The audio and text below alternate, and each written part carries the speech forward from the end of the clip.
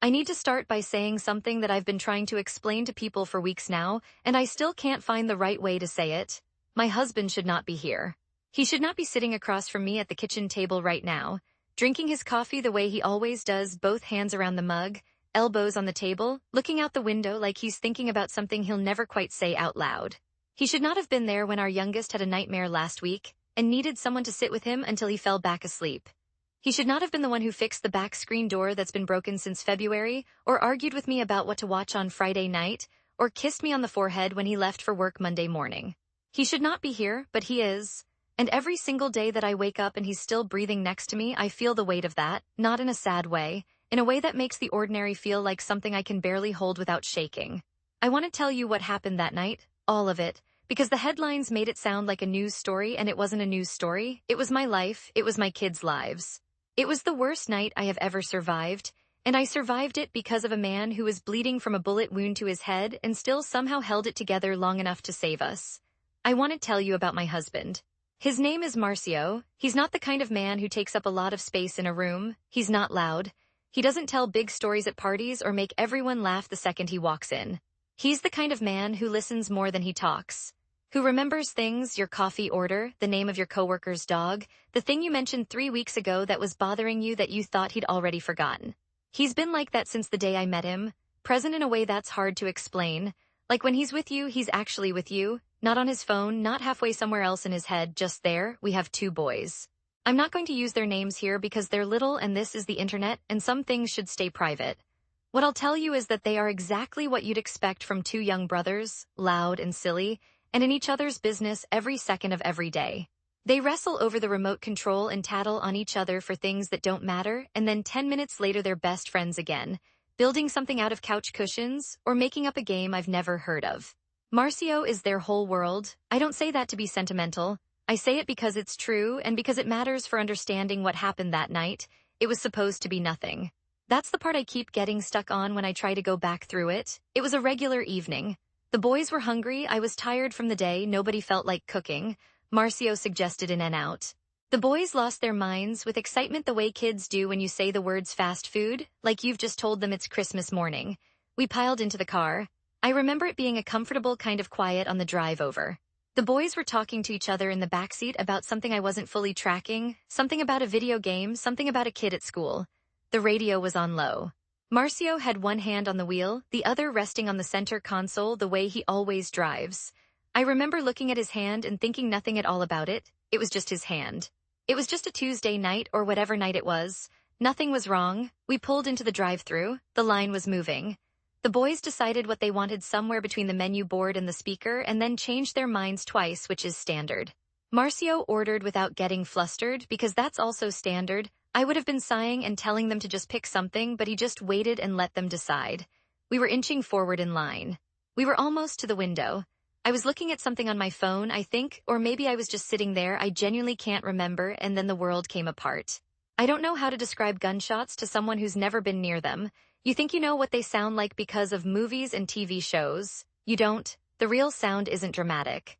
It's sharp and sudden and wrong in a way your brain doesn't process as a gun at first. It processes as something going very badly wrong, and then your body reacts before your mind catches up. The first shot, I didn't know what it was. The second one shattered our windows. There was glass everywhere, in my hair, on my lap, on the seat, in the air. I heard our boys make sounds from the backseat, not screaming, not yet, just these startled, terrified sounds that a child makes when they don't understand what's happening but know something is very wrong.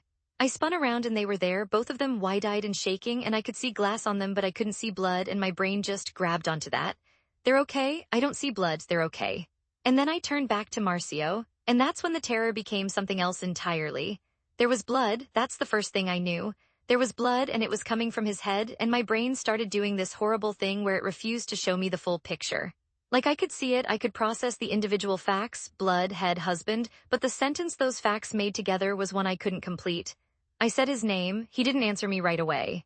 For maybe 2 seconds, which felt like it lasted the length of my entire life, he didn't respond to his name, and then he blinked, and he looked at me, and his eyes were, I don't know how to describe it, not vacant, not gone.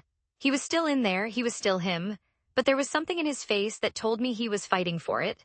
Like consciousness was a rope he was holding onto with both hands and something was pulling hard from the other end. I grabbed his arm, I said his name again. I think I said, Marcio, look at me, look at me. I was saying something like that. I was saying things I don't fully remember because my mouth was working while my brain was still trying to catch up. He said, I'm okay. 2 words, quiet like it took effort. I knew he wasn't okay. He knew he wasn't okay. But he said it anyway, and I think he said it for me. Or maybe he said it for himself, because sometimes saying a thing out loud is the only way to make yourself believe it enough to keep going. He put the car in drive. I want you to understand what that looked like from where I was sitting. My husband had just been shot in the head. His window was gone. There was glass in his hair and blood on his face, and he was sitting in the driver's seat of our car with his eyes going in and out of clear focus, and he reached for the gear shift and he put the car in drive. I didn't argue with him. I know that sounds strange. Maybe someone reading this is thinking they would have taken the wheel or told him to stop or done something differently. But you have to understand, in that moment, with shots still ringing in my ears and my boys behind me and glass everywhere, watching Marcio take that wheel and put us in motion felt like the only thing between my family and something I couldn't let myself picture. He knew what he was doing, or he was forcing himself to know what he was doing. I still can't fully tell the difference. I had my hand on him the whole time, his arm, his shoulder, whatever I could reach. I kept talking to him. I don't remember everything I said, but I was talking, keeping my voice as steady as I could, because I was terrified that if I stopped talking he might drift somewhere I couldn't pull him back from. And I was turned halfway toward the back seat too, telling the boys to stay down. It's okay, Mama's here, we're okay, we're moving, we're getting out. They were so quiet. That's the thing that haunts me about those minutes. My boys are never quiet, and they were so quiet. I don't know how long we drove. Time did something strange in those minutes. It stretched and compressed in ways that didn't make sense. Some seconds lasted forever and other minutes disappeared completely. I know we got far enough away from the restaurant that the immediate danger wasn't right outside our windows anymore. I know we stopped somewhere or pulled over or I flagged someone down. I'm genuinely not certain of the exact sequence, and I got on the phone with 911. The dispatcher's voice was calm. Professionally calm, in a way that I have always appreciated in theory, and in that moment made me want to scream, because nothing about what was happening inside my body felt calm. I told her my husband had been shot. I told her where we were. I told her about my kids. I remember repeating our location more than once because I wasn't confident I'd said it clearly enough the first time. She stayed on the line. I stayed on the line. He was still there. He was leaning back or slumped slightly. I don't know the right word, but he was still conscious. He was still talking to me in short sentences when I asked him things. I asked him things on purpose. I read somewhere once a long time ago that you're supposed to keep someone talking if they have a head injury.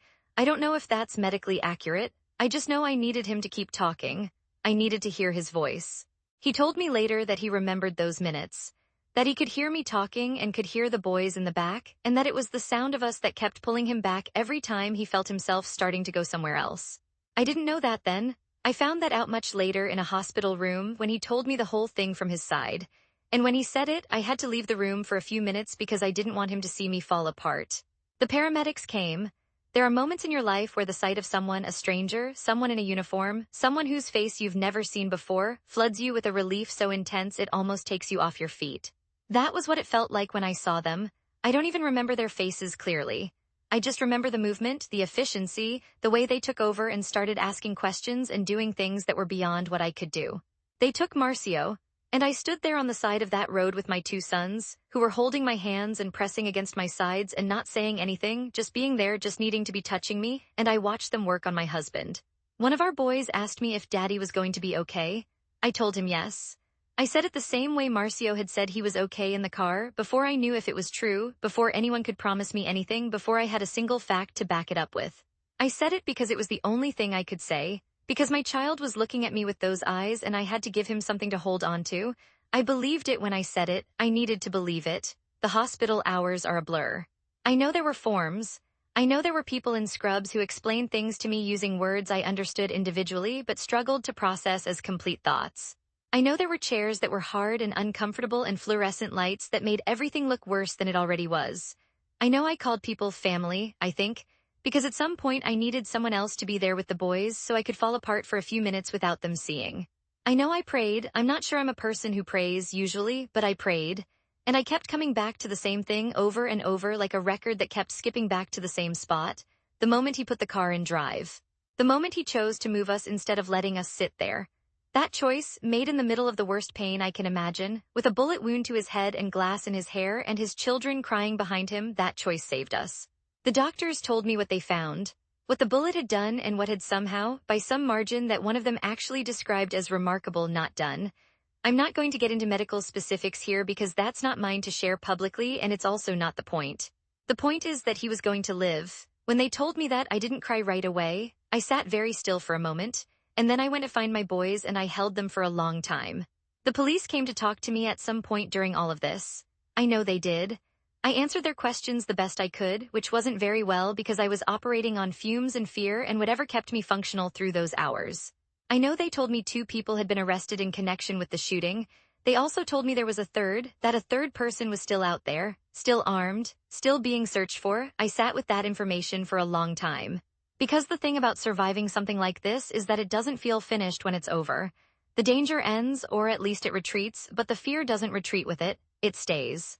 It sits right behind your sternum, and it follows you home, and it follows you into the hospital, and it follows you into the bathroom, where you finally let yourself sob for 5 minutes with the water running so nobody can hear you. Knowing there was someone still out there who had been part of the worst night of my life, someone who hadn't been found yet, who was apparently still dangerous, that wasn't something I knew how to set down. I don't think I slept that night. I sat in a chair next to my husband's bed and I watched him breathe and I listened to the machines and I thought about all of it, about the drive-thru, about the glass, about his hand on the gear shift, about my boys being quiet in the backseat. In the days after, people kept saying things to me, well-meaning things, loving things, things that people say because they don't know what else to say and silence feels insufficient. They said things like, "You must be so relieved." And I was. Of course I was, I am, but relief isn't the only thing. Relief lives right next to everything else. The shaking that didn't stop for days, the way I couldn't hear a sudden loud noise without my heart rate spiking into something unmanageable, the way my boys started sleeping in our bed because they didn't want to be alone and I didn't want them to be alone either. The way I kept reaching for Marcio's hand and holding it too tight and not being able to explain why. Surviving something doesn't erase the something. It just means you get to carry it with you instead of having it be the last thing you carry. And sometimes that feels like a gift, and sometimes, in the quiet, honest moments, it feels incredibly heavy. I say this not for sympathy. I say it because I think people deserve to understand what the aftermath of something like this actually looks like. It's not a movie where the scary part ends, and then everyone hugs and the music swells. It's people who love each other trying to figure out how to be normal again when normal had a piece blown out of it. About a week after it happened, maybe a little more, I can't be precise with time right now, everything is sort of smeared together. I was sitting with Marcio and we were talking about that night. Really talking about it for the first time without a doctor in the room or a police officer or anyone else. Just us. He told me he didn't feel like a hero. I want to say that clearly because I think it matters. He doesn't think of himself that way. When I've tried to say it, he deflects. He looks at the floor or changes the subject or says something modest that doesn't fit at all with the thing he actually did. He told me that in those seconds after he was shot, he wasn't thinking clearly. He knows that now. He knows there were moments where things went blurry and he wasn't entirely sure what was real. He told me there were seconds in there, just a few, but seconds, where he wasn't sure he was going to be able to do it. And then he said, "But I could hear you." He said he could hear my voice talking to him and he could hear the boys in the back and something in him just wouldn't stop. Couldn't stop, wouldn't let the darkness win over the sound of us. I didn't know what to say to that. I still don't really. I just held his hand. There's something I've thought about a lot since that night, and I don't know if it'll make sense to anyone else, but it makes sense to me. My whole life I've thought about love in terms of the big moments. The proposal, the wedding, the births. The times when love announces itself loudly and everyone sees it and takes pictures and cries the good kind of tears. The times when love is easy to point to. What I didn't fully understand until that night, until I watched my husband drive a car through a bullet wound to get us home, is that love is also something you find out about in the worst possible moments. You don't know what your person is made of until the absolute worst thing happens. And even then you hope they'll be okay, you hope they'll come through, but you don't know. Marcio came through. Not because he's some extraordinary person out of a movie, but because he's the specific person he has always been, stubborn and quiet and steady, and someone who takes his responsibilities to the people he loves so seriously that even getting shot in the head didn't fully override it. He drove us home because that's what he does. He shows up. He always has. I just never needed him to show up quite like that before. I want to say something to the people reading this who have a Marcio in their life. Someone who's steady and quiet and shows up every single day in small ways that you've started to take for granted because small and daily becomes invisible. Someone who remembers things and listens and holds your coffee the way you like it and doesn't make a big deal about the unremarkable, important work of loving people. Notice them. I am begging you, notice them. Not because something terrible is going to happen, not to scare you, but because I stood on the side of a road with my children watching paramedics work on my husband, and in that moment I thought about every ordinary Tuesday night I'd spent not really noticing how lucky I was that we had ordinary Tuesdays. The drive-thru was supposed to be nothing. I'd give anything to get back to the version of that night where it was nothing. Where we ate our food and drove home and the boys got ketchup on the seats and I complained about it and Marcio said he'd clean it up tomorrow, which he wouldn't, and we'd go to bed and that would be the whole story. I want that version. I'd trade so many things for that version, but that's not the version we got. We got the version where I almost lost my husband in a parking lot and instead he drove us out of it with a bullet in his head, and I've been trying to figure out ever since how to make sense of that. How to hold something that large? I think the answer is you don't make sense of it. You just carry it and you hold your kids a little tighter and you reach for your husband's hand more than you used to and you try very hard to notice the ordinary Tuesdays. Marcio is healing, that's what I can tell you, that's the update. He's here, he's healing, he's doing the hard and frustrating and slow work of coming back from something that should have taken him from us. There are hard days. There are days where he's exhausted and in pain and I can see it in the careful way he holds himself. There are days where the boys want their dad in the fully present, fully energetic way that kids want their parents, and he has to find ways to be there for them that don't cost him more than he has right now. He doesn't complain, he never has, he's going to be okay. I believe that the same way I believed it on that road when I told my son yes, Daddy is going to be okay, not because I had facts to back it up, but because I needed it to be true, and sometimes you have to start with needing something before you can let yourself hope for it. He's going to be okay, and when he is, when this is fully behind us, or as behind us as it will ever be, I'm going to tell our boys this story, the whole thing. I'll wait until they're old enough to carry it without being crushed by it. I'll tell them that their father was shot, and he drove us home anyway. I'll tell them that when everything was falling apart and the windows were gone and the world was loud and terrifying and completely wrong, their dad put the car in drive. I'll tell them what he did in that moment, not because he felt strong, not because he wasn't scared, not because he knew it was going to be okay. He did it because they were in the backseat, because I was next to him. Because that's who he is at his core when it costs the most. I'll tell them to find that in themselves when the hard moments come, and to find it in the people they love. And then I'll tell them something I've been thinking since the night it happened, something I keep coming back to because it's the truest thing I know. He saved us, he was broken and bleeding and impossibly still choosing us, and I will spend the rest of my life being grateful that he did. If you made it this far, thank you for listening. I'm not someone who tells stories like this. I'm a private person, and this has been the most exposed I've ever felt, putting something this real out there where anyone can read it. But I wanted this story to exist somewhere outside of police reports and news headlines. I wanted someone to know what it actually felt like from inside that car. My husband is a hero. He would hate that I called him that. He'd deflect and change the subject and probably make a joke about how he just didn't want to have to explain to the insurance company what happened to the windows. But he is, and I am the luckiest woman alive to be married to him. Take care of your people, tell them what they mean to you. Don't wait for a night that changes everything to figure out what everything was worth. You already know. You've always known, just say it. I want to go back to something because I don't think I gave it enough space. The quiet in that car. When I say my boys went quiet in the backseat after the shots, I mean the specific kind of quiet that a mother recognizes as wrong. Children are not naturally quiet. Mine certainly aren't. They narrate everything, their thoughts, their fights, their observations about clouds and license plates and why certain foods are unfair. They fill silence the way water fills a container automatically, completely. When the glass broke and the shots happened, they went quiet in a way I had never heard from them before. Not sleeping quiet, not concentrating quiet. The kind of quiet that happens when a child's brain has encountered something it has no category for, and it just stops, waits for the adult to tell it what this is and whether it's survivable. They were waiting for me. I knew that even in those seconds. Even with Marcio bleeding and the windows gone and the world outside the car completely unknown and potentially still dangerous, I knew my boys were in the back waiting for me to tell them what to do with what had just happened. And I had nothing. I had absolutely nothing to offer them except my voice, so I used it. I talked to Marcio and I talked to them at the same time, which sounds impossible, but when you're a mother in a crisis, your body finds ways to do things that should be impossible.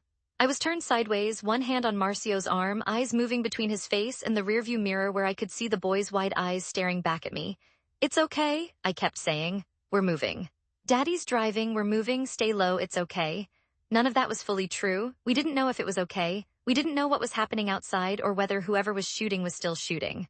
But I said it with a steadiness in my voice that I had to manufacture from nothing, because the only thing my boys had to hold onto in that moment was me, and I was not going to let them feel me breaking. I wonder sometimes if that's what Marcio was doing too, saying I'm okay before he knew if it was true. saying it for us, giving us something to hold on to so we didn't lose our grip on the car, on each other, on the possibility of getting out. Two people lying to each other to keep each other alive. That's love. That's what love looks like at its most raw and necessary. The thing no one tells you about a night like this is how physical the fear is. I've heard people talk about being scared, and I always understood it in an abstract way. Fear is unpleasant. Fear makes you nervous. Your heart beats faster and your palms sweat and you feel a kind of dread that you want to escape. What I felt in those minutes was not like any of that. Fear, when it's real and immediate and involves the people you love most, is not an emotion. It's a full-body experience. My hands were shaking so hard I could barely hold my phone when I called 911. My chest felt wrong tight in a way that made breathing feel like something I had to actively manage instead of something that just happened. My vision kept doing this thing where it narrowed and then came back, like I was looking through a tunnel and then the tunnel kept widening and then narrowing again. I bit the inside of my cheek at some point and didn't notice until later when I tasted blood. My body was not in my control. The only thing I could control was my voice, and I held on to that with everything I had. When the paramedics came and I was finally able to step back and let someone else take over, when I no longer had to be the one holding it together, my legs went strange. Not weak exactly, just suddenly not fully under my authority. I sat down on something. The curb, maybe. Someone put a hand on my shoulder, one of the paramedics or a bystander, I don't know. And I sat there with my boys pressed against me on either side and I breathed. Just breathed. Because it was the first moment since the shots were fired that I had enough space to do something as basic as breathe. My older son asked me a question about a week after it happened that I've been turning over ever since. We were doing the most ordinary thing. I think we were making breakfast, or I was making breakfast and he was sitting at the counter talking to me the way he does sometimes in the morning, before the day fully starts, and he's still a little soft and young seeming the way kids are when they've just woken up. He asked me if Daddy was scared that night. I stopped what I was doing and I looked at him for a second.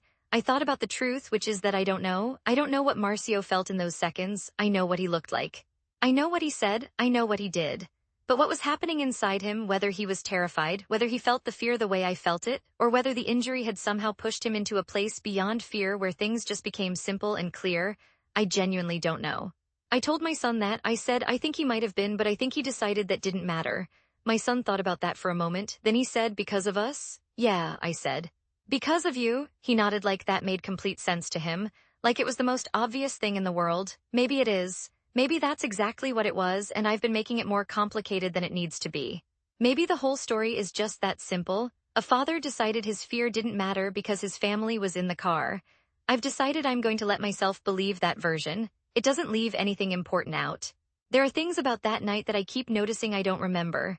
Not the big things, the sequence, the shots, Marcio's face, the paramedics, the hospital. Those are burned in. Those I'll never forget, and I've started to accept that. But there are specific smaller details that I've tried to retrieve and can't. I can't remember what the boys ordered at the drive-thru. We never got our food, obviously, but they had told Marcio what they wanted, and I can't remember what it was. I can't remember what song was on the radio, if any song was playing at all. I can't remember what I was wearing. I can't remember if I grabbed anything when I got out of the car, a purse, a phone case, anything, or if I just left everything. The brain is strange. It takes the things that matter most and puts them somewhere permanent, and it lets go of everything else. I guess it knows what's important. I guess it decided that what I needed to keep was Marcio's face and my boy's eyes in the rearview mirror and the sound of the car moving. It let go of everything that wasn't that. I've thought about the other families. Whatever the reason for the shooting, whatever was happening between the people involved, whatever led to that moment outside an In-N-Out in Oregon, there are other people who are living in the aftermath of that night too. Families of the suspects, people who were nearby, anyone who heard the shots and didn't know if they were safe. I'm not going to say much about this because honestly it's not a part of the story I can speak to. I don't know those people. I don't know their stories, I only know mine. But I think about them. I think about the fact that a single night can stretch out and touch so many lives, leave marks on so many different people in so many different ways. And most of those people don't get their story told. Most of them just carry it quietly. I carried mine quietly for a while too. I'm only telling it now because I started to feel like the quiet was costing me something. Like keeping it all inside was making it heavier rather than lighter. And someone I trust told me that sometimes telling the story is the beginning of putting it down. So here I am, putting it down. The last thing I'll say is something I've said to Marcio directly, and I think it belongs here too. I used to think I knew what I had in him. I thought I understood who I married. You think you know someone after years together? You know their habits and their moods and what they look like when they're tired, and what they need when they're sad and all the texture of a shared life. You build this picture of a person and you love that picture. But there's something at the center of a person that you can only really see when everything else is stripped away. When there's no comfort and no safety and no good option, and the only thing left is what they're made of at the deepest level.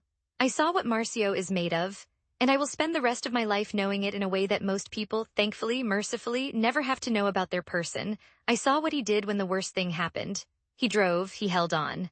He brought us home. I love him in a way I didn't know I was capable of before that night. Which sounds impossible. We've been together for years. We built a family together. I already loved him more than I knew how to say. But there are layers to love that you don't know exist until you've been through the thing that shows them to you. I know all his layers now, and I am grateful for every single one.